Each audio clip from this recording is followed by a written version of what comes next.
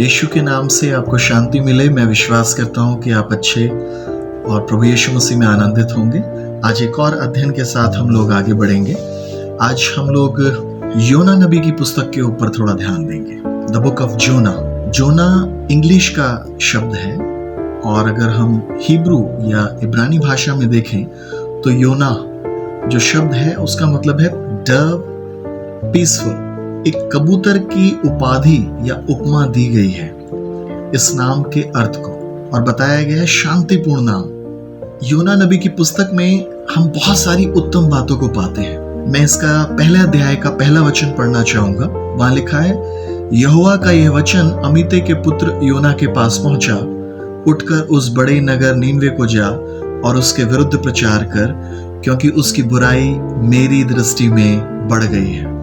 क्योंकि उसकी बुराई मेरी दृष्टि में बढ़ गई है। परमेश्वर ने योना को नीनवे जाने के लिए बोला था और नीनवे नगर का या नगर में जाने का खास उद्देश्य या कारण यह था, परमेश्वर ने वहां के लोगों को पाप में पाया और उनकी बुराइयां बहुत ज्यादा बढ़ गई थी और इस वजह से परमेश्वर चाहते थे कि उनका स्पोक पर्सन या स्पोक्समैन, उनका संदेशवाहक उस नगर में जाए और वहां के लोगों को जाके परमेश्वर के वचन को या वाणी को बताए। जब भी हम लोग बात करते हैं योना नबी, शब्द नबी प्रॉफिट, जो प्रॉफिट या संदेशवाहक के तौर पे हम लोग उन्हें जाना करते हैं, इनका काम ही यही होता है कि परमेश्वर से वचनों को हासिल करना, परमेश्वर से चीजों को प्राप्त करना या परमेश्वर की मनसा या इच्छा को लोगों तक जाकर प्रकट करना। ये अपनी मर्जी से कुछ नहीं कह सकते, ये परमेश्वर की इच्छा को लोगों पर प्रकट करने वाले लोग होते हैं। लेकिन बाइबल में लिखा है योना को परमेश्वर ने बोला नीनवे को जाओ और कारण क्या था? उनका पाप बहुत ज्यादा बढ़ रहा था। उस बुराई को देख के परमेश्वर ने बोला वहां जा और ये संदेश जो मैं तुझे देता हूं उन लोगों को बता। मैं योना जी के जीवन के अंदर एक बड़ी गंभीर बात देखता हूं।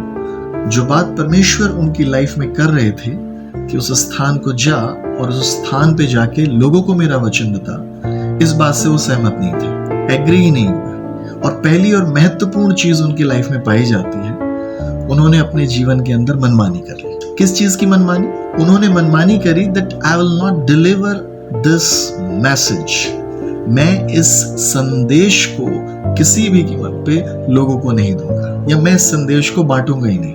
मैं आपके वचन को, प्रवचन को, आपके आदेश को लोगों तक नहीं पहुंचाऊंगा। कई बार मैं और आप अपने जीवन के अंदर बहुत सारी मनमानियां करते हैं। यूहन्ना रचित सुसमाचार 15 अध्याय का 5 वचन में लिखा है, तुम मुझसे अलग होकर कुछ नहीं कर सकते। तुम मुझसे अलग होकर कुछ भी नहीं कर सकते। योना जिस दिन परमेश्वर ने उन्हें बोला था कि उस नगर को जा, कारण उसकी बुराई बहुत बढ़ गई है, प्रभु का यह संदेश योना जी को अच्छा नहीं लगा और उन्होंने पहला और खास काम अपने जीवन में कर लिया, मनमानी। एक बार एक व्यक्ति को परमेश्वर ने बोला, जाओ और उस लड़के को बोलो ये ड्रग्स बेचता है, ये लड़कियों की सप्लाई करता है, चोरियों में इसका बहुत हाथ है, लोगों की जमीनों पे कब्जा कर लेता है और फिर वापस नहीं लौट आता है। इसने मेरे लोगों को बहुत परेशान कर रखा है। इसको जाओ और बोलो कि मुझसे माफी मांगे, पश्चाताप करे और अपना जीवन मुझे दे दे। मैं इसके जीवन पे दया करूंगा। जिस व्यक्ति को परमेश्वर ने ये बोलने के लिए भेजा था, उस व्यक्ति ने अपने मन को कठोर कर लिया। उसको झिझक महसूस होने लगी परमेश्वर का वचन बांटने में, संदेश देने में। वो आलसी हो गया। उस दिन उसने उस संदेश को उस व्यक्ति तक नहीं पहुंचाया। वो रात बीत गई। अगले दिन वो उठ के न्यूज़पेपर पढ़ रहा था और ये व्यक्ति उसी इलाके का व्यक्ति था जिसको संदेश देने के लिए बोला था। बहुत लोग परेशान थे इससे। अगले दिन जब वो न्यूज़पेपर पढ़ रहा था तो न्यूज़पेपर में एक न्यूज़ या खबर आई कि इस व्यक्ति को, जिसको ये जानता था और परमेश्वर ने बोला था इसको संदेश दे मेरा जाके, इस व्यक्ति का रात को शराब पी के नशे में गाड़ी चलाने की वजह से एक्सीडेंट हो गया और वो व्यक्ति मौके पे ही मर गया। जब इस व्यक्ति ने यह बात अपने मन में उस अखबार में पढ़ी और अपने मन में सोचने लगा, ये व्यक्ति बहुत दुखित हो गया बहुत ज्यादा दुखित हो गया और उस दिन इसे एक बात पता लगा कि मनमानी करना बहुत भारी पड़ता है। जो परमेश्वर का संदेश वाहक है, प्रॉफिट, भविष्यवक्ता है, परमेश्वर की आवाज है, परमेश्वर ने उसे इसलिए रखा है ताकि लोगों तक जाके परमेश्वर के संदेश को भेज सके। योना नबी पहली जो चीज वो अपने जीवन में कर रहे हैं वो बाइबल के अंदर साफ दिखाई देती है, मनमानी। यीशु ने अपने चेलों को बोला, तुम मुझसे अलग होकर कुछ भी नहीं कर सकते। यिर्मयाह 17:10 में लिखा हुआ है, कुछ वचन मैं आपको बताना चाहता हूं, इन्हें आप पढ़ सकते हैं। यिर्मयाह 17:10 में लिखा हुआ है, मैं यहोवा मनों को जांचता हूं। मैं यहोवा मनों को जांचता, खोजने वाला, जांचने वाला परमेश्वर। पहला इतिहास 28:9 में लिखा है, यहोवा मनों को और विचारों को जांचता है। नीति वचन 17:3 में लिखा है, यहोवा मनों को जांचता है। यिर्मयाह 11:20 में लिखा है, परमेश्वर अंतःकरण की बातों को जांचता है या जानता है। भजन संहिता 139:1 और 2 में लिखा है, यहोवा तू मेरे उठने को और बैठने को जानता है और दूर ही से मेरे विचारों को जांच के जान लेता है। मेरे प्रियो, जब यहोवा ने, परमेश्वर ने योना को एक नगर में अपने वचन को देने के लिए भेजा था, उसके मन के अंदर कौन कौन सी ढिठाई चल रही थी, कौन कौन से विचार चल रहे थे, परमेश्वर ने दूर ही से उन विचारों को परख लिया, जांच लिया, जान लिया। और योना के अंदर विचार चल रहे थे, I will not deliver this message. मैं इस संदेश को लोगों तक नहीं पहुंचाऊंगा। मैंने अभी थोड़ी देर पहले एक घटना बताई, जब हम परमेश्वर के संदेश को सही समय पर, जब वो चाहता है, नहीं डिलीवर करते हैं तो लोग नाश हो जाते हैं। और परमेश्वर कभी भी किसी के नाश होने से खुश नहीं होता। तुम मुझसे अलग होकर अपनी मनमानी नहीं कर सकते हो। तुम मुझसे अलग होकर अपनी मनमानी नहीं कर सकते हो। आज के संदेश का शीर्षक है, प्रभु नहीं तो संभव नहीं। प्रभु नहीं तो संभव नहीं।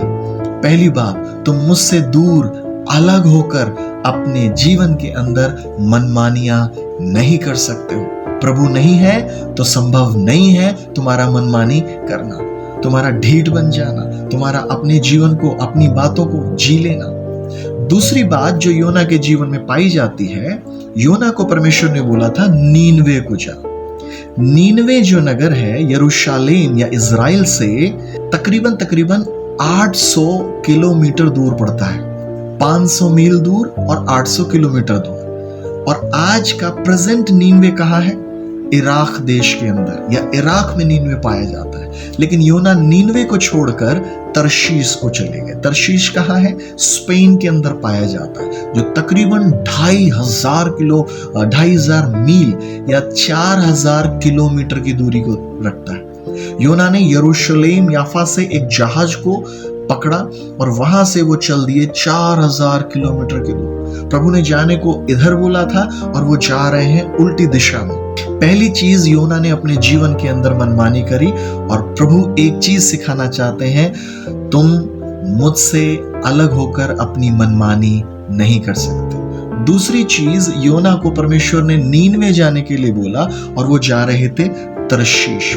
योना ने परमेश्वर वाले रास्ते को छोड़ के अपना रास्ता ले लिया था, अपना रास्ता चुन लिया था। He chose his path। उसने अपने रास्ते पर जाने का चुनाव कर लिया था। एक बार मैं जब छोटा था, स्कूल में पढ़ता था, तो स्कूल से आते वक्त मुझे एक चिड़िए का घोंसला दिखा और मुझे बहुत अच्छा लगा। उसमें से चिड़िए के बच्चों की चहचहाने की आवाज आ रही थी और जो उनकी मम्मी या माँ चिड़िया थी वो वहां नहीं थी और उसके 6 बच्चे उस घोंसले के अंदर पाए जाते थे। जब मैं उस पेड़ पे धीरे धीरे चढ़ने लगा, वो खजूर का छोटा सा पेड़ था और मैं उस पे चढ़ा, मैंने उसके घोंसले के अंदर हाथ डाला और मैं जैसे ही करा, वहां से कुछ बच्चे उड़े, जो छोटे थे वो वहीं रह गए। उसमें से 2 बच्चों को मैं उठा के ले आया और मैंने वहां से अपनी मनमानी करते हुए अपना रास्ता ले लिया और मैंने उन 2 बच्चों को उनकी माँ से अलग कर दिया। हालांकि मैं उसे घर पे लाया, मैंने पानी दिया, दाना दिया, सब कुछ, लेकिन वो बैठे ही रहे, धीरे धीरे ची ची की आवाज करते रहे और अपनी माँ को पुकारते रहे। रात को ठंड का दिन था और मैं कंबल या रजाई ओढ़ के सो गया। मैं सवेरे उठा, बहुत उत्साहित था। मैं चिड़िया के बच्चे पकड़ के लाया हूं और मैंने जैसे ही जाके उस पिंजरे के अंदर जिसमें मैंने उसमें रख रखा था, मैंने देखा वो चिड़िया का बच्चा मर गया। तब मेरी मम्मी ने मुझको बोला कि तू तो रजाई ओढ़ के सो गया और तूने इसकी मम्मी से इसको अलग कर दिया। सोच, अगर तेरी मम्मी से मुझसे तुझे कोई अलग कर दे तो तेरे साथ क्या होगा।